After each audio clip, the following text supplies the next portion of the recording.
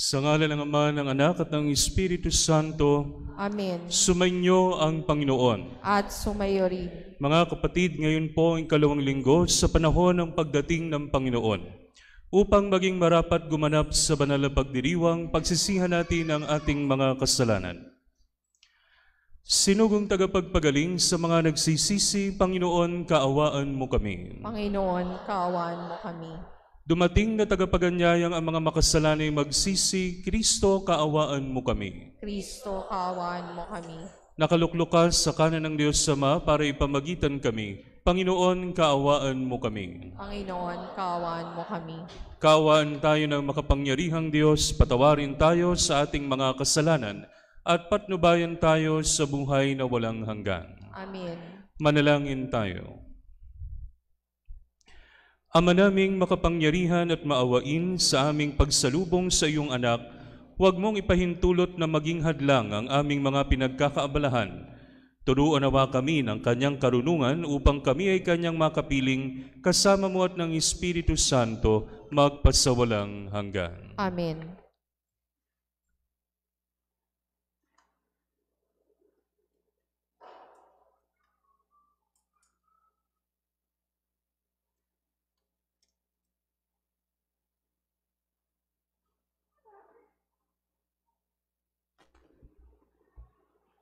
Ang salita ng Diyos mula sa aklat ni Propeta Baruch. Jerusalem, hubarin mo na ang lambong ng panluluksa at isuot mo ang walang hanggang kaningningan ng Diyos. Ibalabal mo ang kanyang katwiran at iputong mo sa iyong ulo ang korona ng kadakilaan ng Diyos na walang hanggan. Itatanyag kanya sa lahat ng dako. Tatawagin kang kapayapaang bunga ng katwiran at karangalan ng pagiging makadiyos. Jerusalem, tumindig ka at umakyat sa mataas na burol. Tingnan mo ang iyong mga anak na sa isang tawag lamang ng Diyos na banal ay natitipon mula sa silangan hanggang sa kanluran. Nagagalak sila pagkat hindi sila kinalilimutan ng Diyos. Bihag silang inagaw sa iyo at kinaladkad na palayo. Ngunit ngayon ibinabalik sa iyong sakay sa kaluwalhatian na wari nakaupo sa maharlikang trono. Iniutos ng Diyos sa patagin ang matataas na bundok at walang hanggang burol at tambakan ng mga lambak upang panatag na makabalik ang bayang Israel na puspos ng kadakilaan ng Diyos. Sa utos niya ililitaw ang maraming mababangong punong kahoy upang lilima ng mga Israel. Aakayin sila ng Diyos at babalik silang masaya sa pangangalaga ng kanyang habag at katwiran, at liligaya sa liwanag ng kanyang walang hanggang kaningningan. Ang salita ng Diyos. Salamat sa Diyos.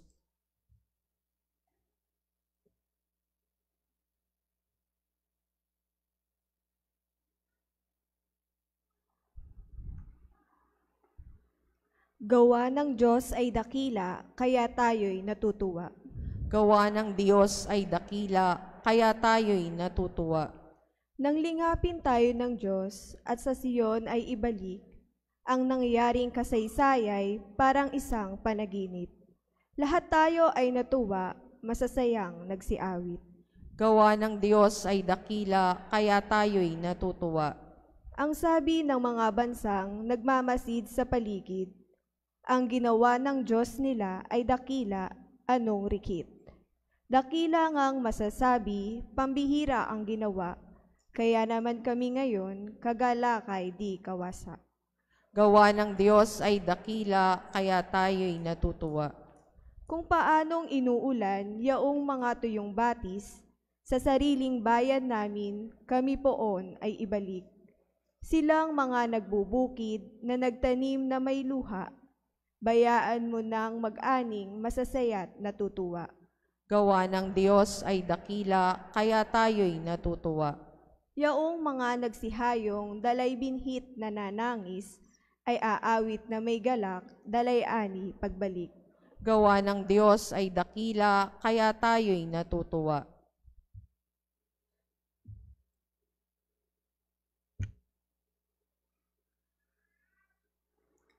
Ang salita ng Diyos mula sa sulat ni Apostol San Pablo sa mga taga-Filipos. Ang aking mga panalangin para sa inyo ay laging puspos ng kagalakan dahil sa inyong tulong sa pagpapalaganap ng mabuting balita tungkol kay Kristo. Mula nang ito'y inyong tanggapin hanggang sa kasalukuyan. Tinitiyak ko sa inyong ang mabuting gawa na pinasimulan sa inyo ng Diyos ay Kanyang lulubusin hanggang sa araw ng pagbabalik ni Kristo Jesus. Nalalaman ng Diyos na ang pananabik ko sa inyo ay kasing laki ng pagmamahal sa inyo ni Kristo Jesus. Idinadalangin ko sa Diyos na mag-ibayo ang inyong pag-ibig at masangkapan ng malinaw na pagkilala at malawak na pagkaunawa upang mapili ninyo ang pinakamahalaga sa lahat ng bagay.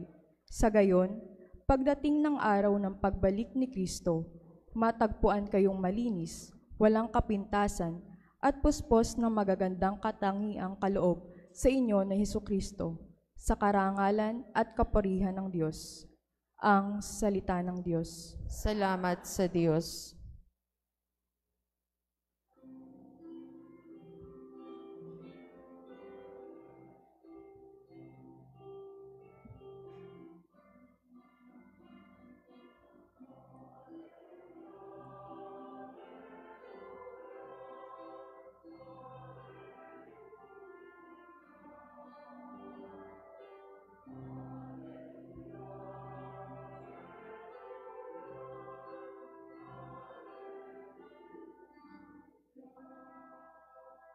Daan ng pooy nariyan na, tuwirit ihanda sa kanya, pagtubos niya'y makikita.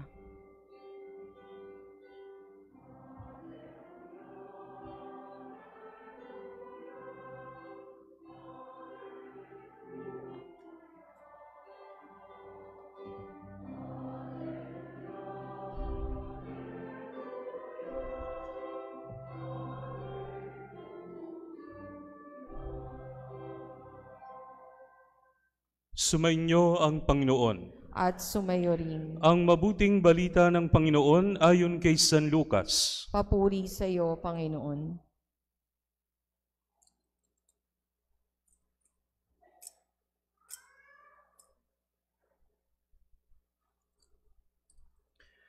Ika-15 taon noon ng paghahari ni Emperador Tiberio, si Poncio Pilato ang gobernador sa Judea at si Herodes ang tetrarka sa Galilea, at ang kapatid naman niyang si Felipe sa lupain ng Iturea at Traconite.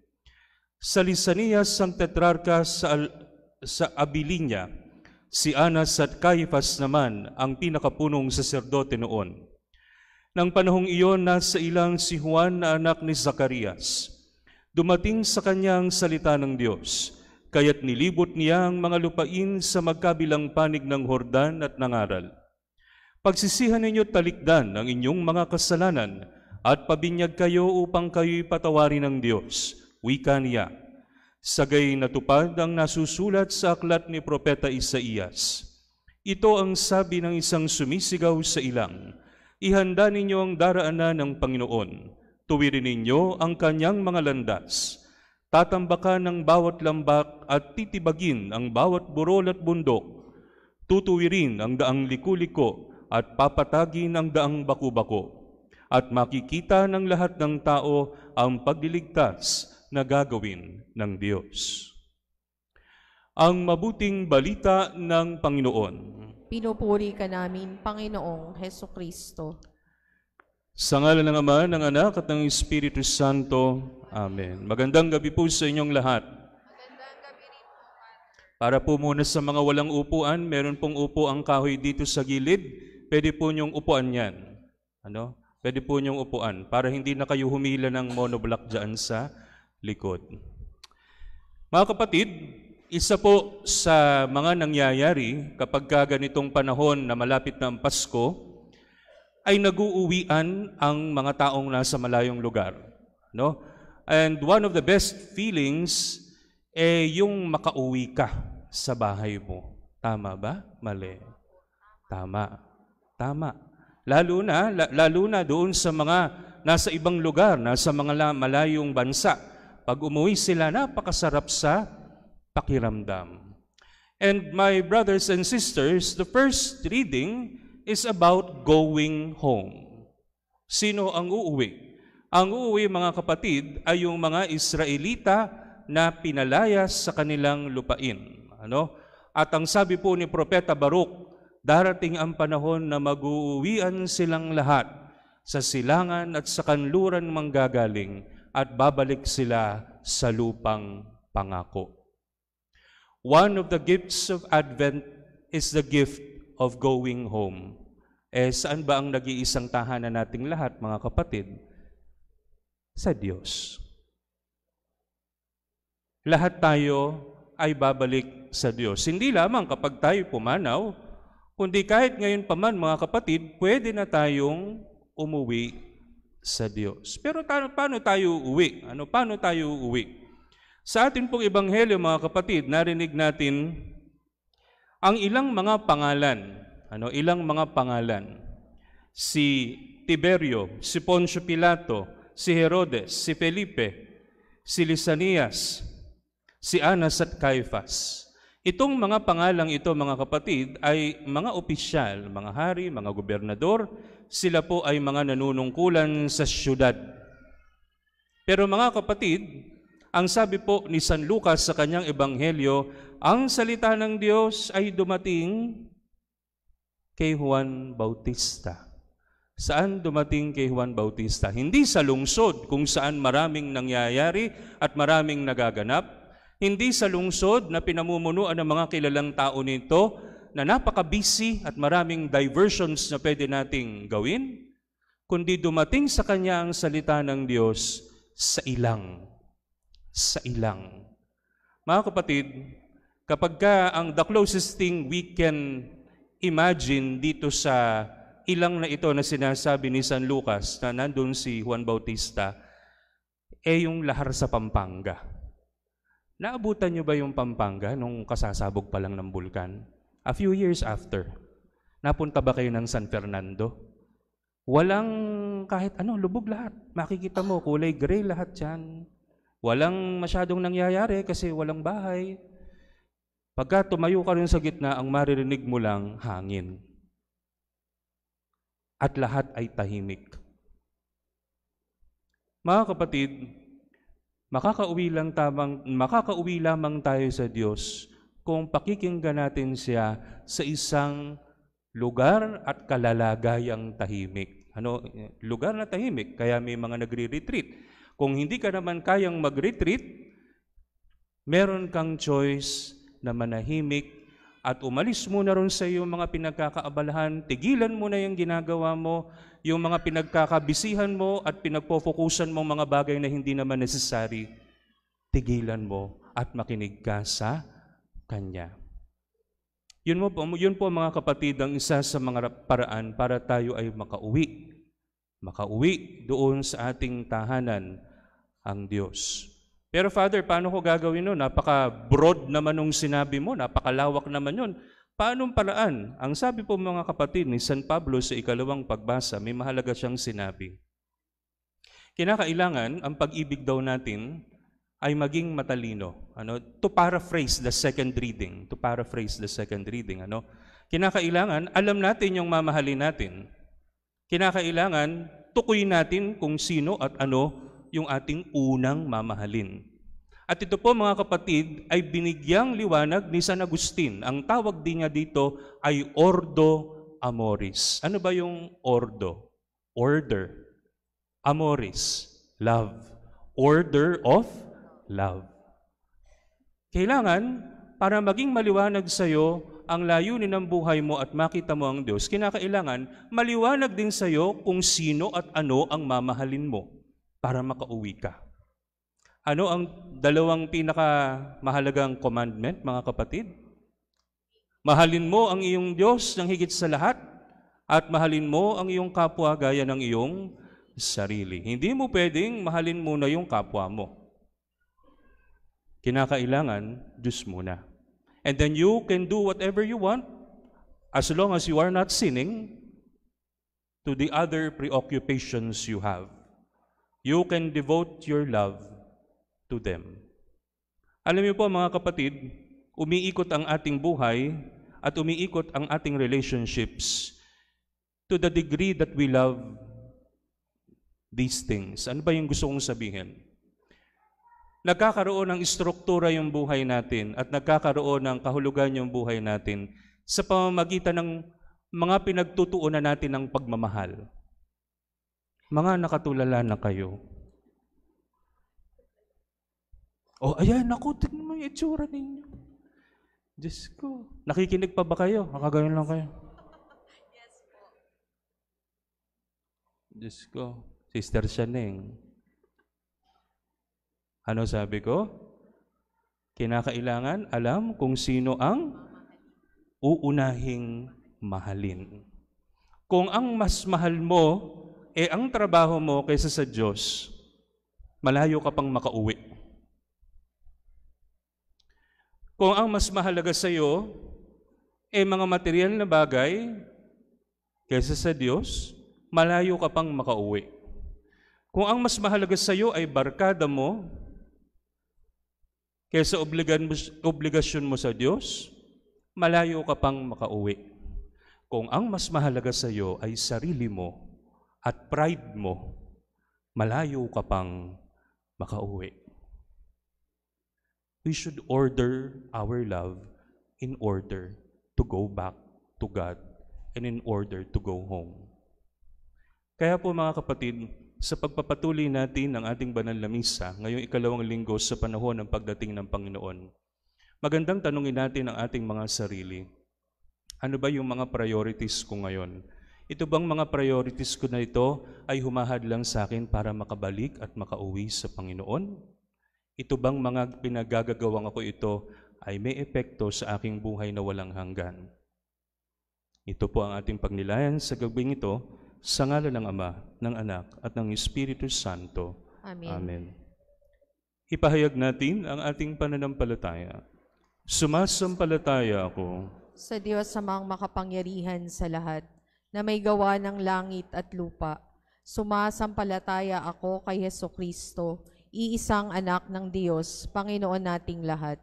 Nagkatawang tao siya, lalang ng Espiritu Santo, ipinanganak ni Santa Mariang Birhen, pinagpakasakit ni Poncio Pilato, ipinako sa krus, namatay, inilibing, nanaog sa kinaroroonan ng mga yumao, nang may ikatlong araw na buhay na maguli, umakyat sa langit, naluklok sa kanan ng Diyos amang makapangyarihan sa lahat.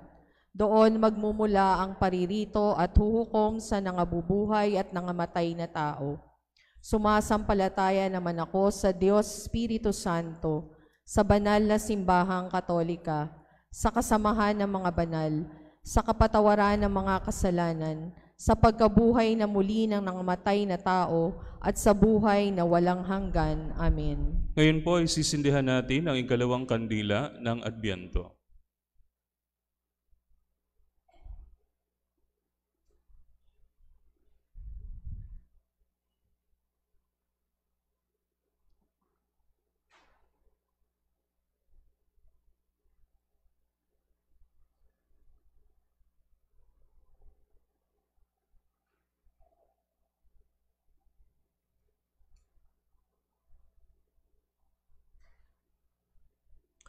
Mga kapatid, umaalingaw-ngaw pa rin ang tinig ni Juan na magsisi at tumalikod sa kasalanan. May katiyakan nating hilingin, Panginoon, patibayin ang aming pag-asa. Panginoon, patibayin ang aming pag-asa. Upang may pag-asang akuin ng simbahan, ang panawagan sa pagsisisi at pagbabalik loob, manalangin tayo sa Panginoon. Panginoon, patibayin ang aming pag-asa.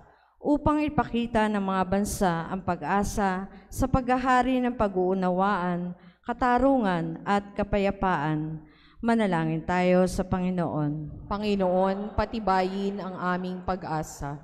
Upang maging pag-asa ng mga may sakit, nalulungkot, nagdurusa at nagdarahop, ang pagdamay ng mga malulusog, masisigla at may kaya, manalangin tayo sa Panginoon. Panginoon, patibayin ang aming pag-asa. upang tayo natitipon ay mapuspos ng pag-asa habang sinisikap nating magbagong buhay. Manalangin tayo sa Panginoon. Panginoon, patibayin ang aming pag-asa. Upang makamit ng mga yumaong nakinig sa panawagang magbalik loob ang pagkaharap ng Panginoon sa kanila'y nagpatawad. Manalangin tayo sa Panginoon. Panginoon, patibayin ang aming pag-asa. Ama naming maawain, patuloy pa rin naming naririnig ang tinig ni Juan. Pagbigyan mo kami sa aming kahilingan upang makasalubong kaming puno ng pag-asa kay Jesucristong aming Panginoon, magpasawalang hanggan. Amen.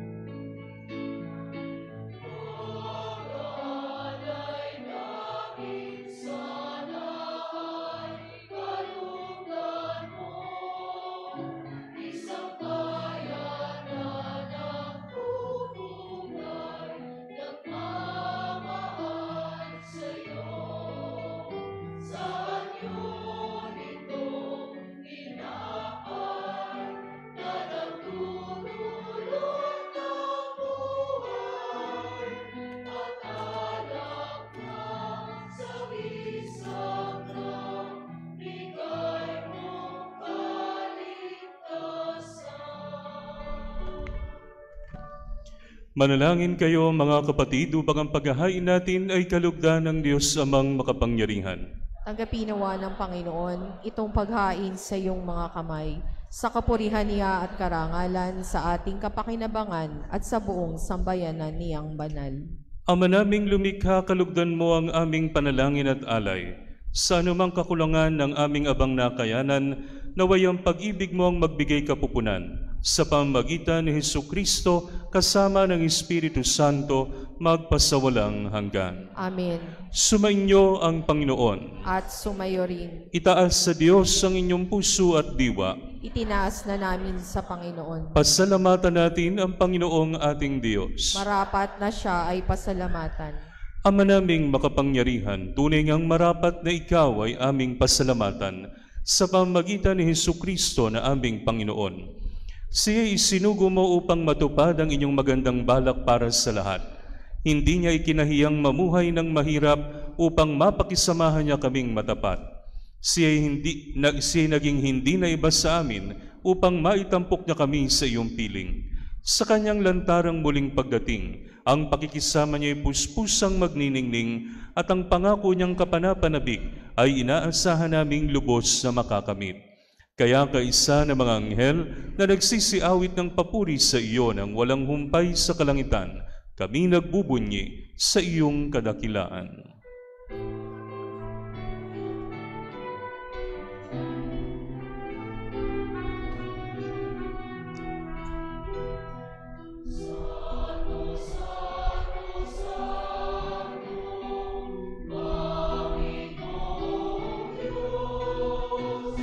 Napupuno ang langit at lupa ng kadakilaan mo.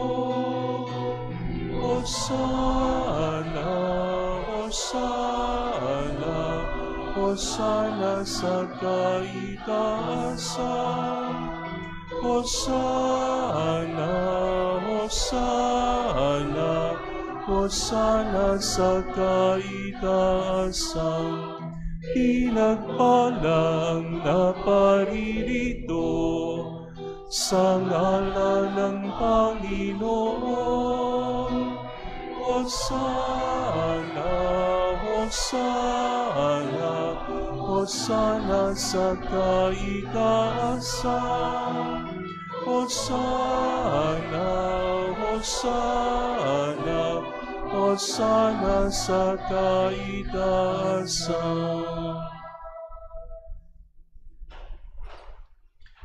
Ama naming banal, ikaw ang bukal ng tanang kabanalan, kaya't sa pamamagitan ng iyong Espiritu, gawin mong banal ang mga kaloob na ito, upang para sa aming maging katawan at dugo ng aming Panginoong Hesukristo.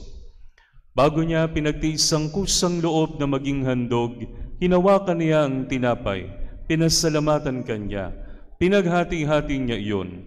Iniabot sa kanyang mga alagad at sinabi, "Tanggapin ninyong lahat ito at kanin. Ito ang aking katawan na ihahandog para sa inyo."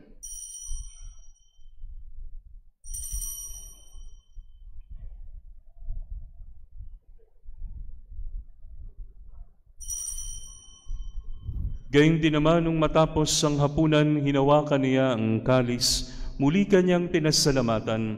Iniabot niya ang kalis sa kanyang mga alagad at sinabi, "Tanggapin ninyong lahat ito at inumin. Ito ang kalis ng aking dugo, ng bago at walang hanggang tipan. Ang aking dugo na ibubuhos para sa inyo at para sa lahat, sa ikapagpapatawad ng mga kasalanan. Gawin ninyo ito sa pag-alala sa akin."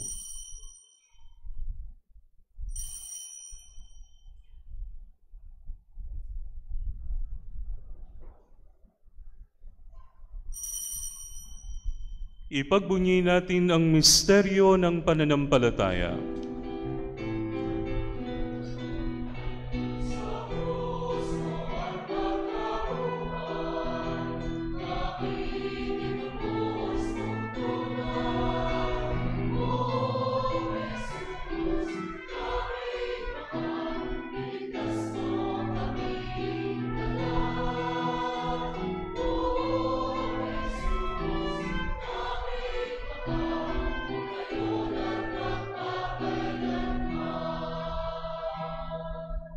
Ama, ginagawa namin ngayon ang pag-alala sa pagkamatay at muling pagkabuhay ng iyong anak, kaya tiniaalay namin sa iyo ang tinapay na nagbibigay buhay at ang kalis na nagkakaloob ng kaligtasan.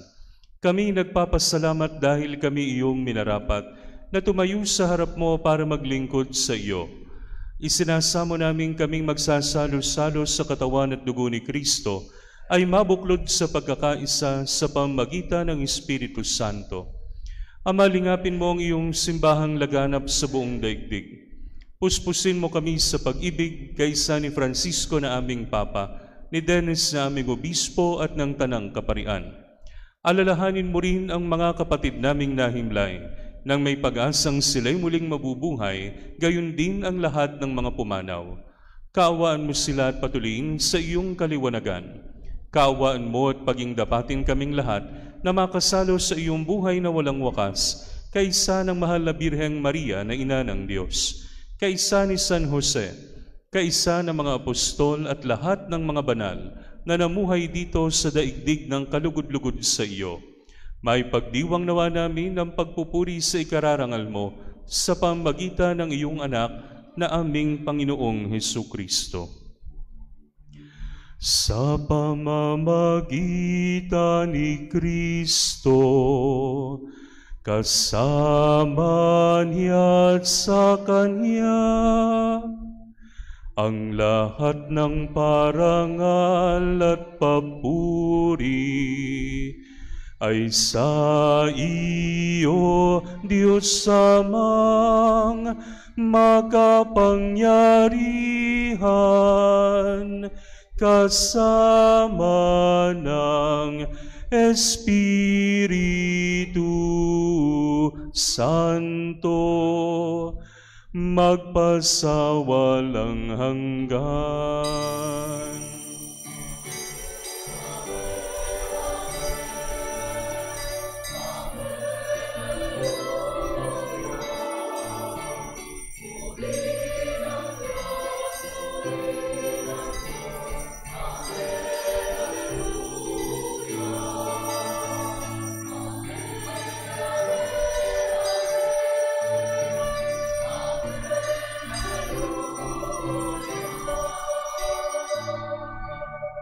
Sa tagubili ng mga nakagagaling na utos sa turo ni Jesus na Panginoon natin at Diyos, ipahayag natin ng lakas loob.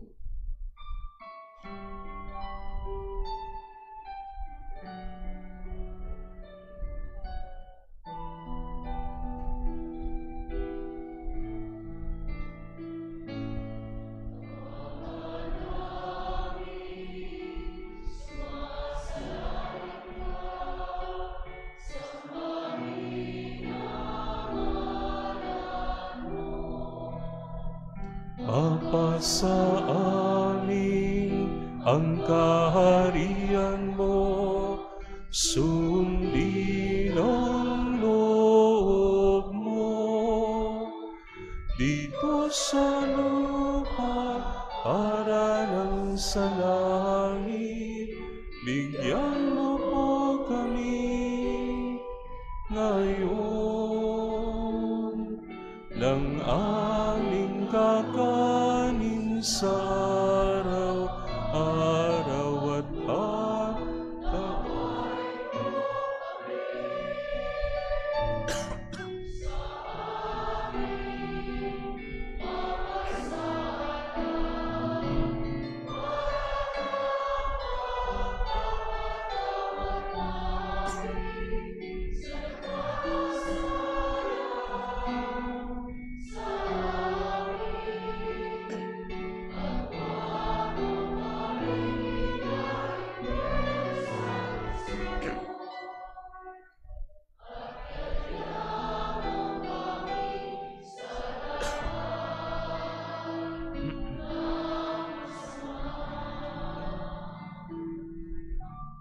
Inihiling namin kami, Diyos, sa lahat ng masama, pagkalooban ng kapayapaan araw-araw, iligtas sa kasalanan at ilayo sa lahat ng kapahamakan, samantalang aming pinananabikan ang dakilang araw ng pagpapahayag ng tagapagligtas naming si Jesucristo.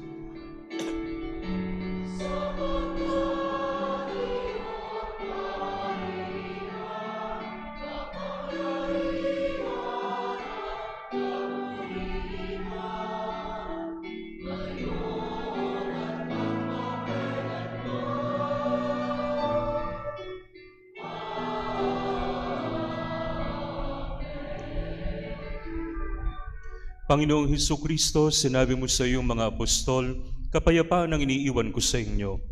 Ang aking kapayapaan ang ibinibigay ko sa inyo.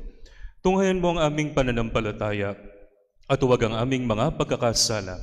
Pagkalooban mo kami ng kapayapaan at pagkakaisa ayon sa iyong kalooban, kasama ng Espiritu Santo, magpasawalang hanggan. Amen. Ang kapayapaan ng Panginoon ay laging sumainyo. At sumayo rin. Magbigayan kayo ng kapayapaan sa isa't isa.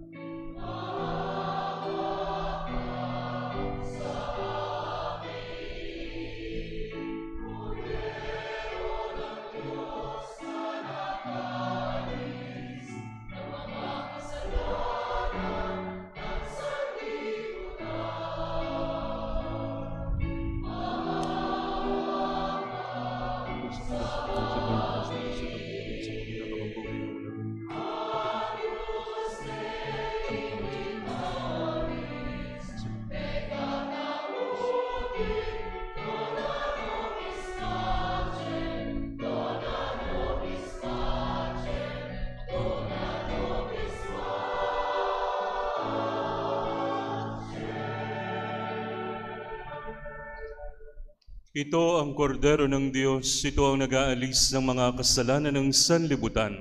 Mapalad ang mga inaanyayahan sa kanyang banal na piging. Panginoon, hindi ako karapat-dapat na magpatuloy sa iyo, ngunit sa isang salita mo lamang ay gagaling na ako.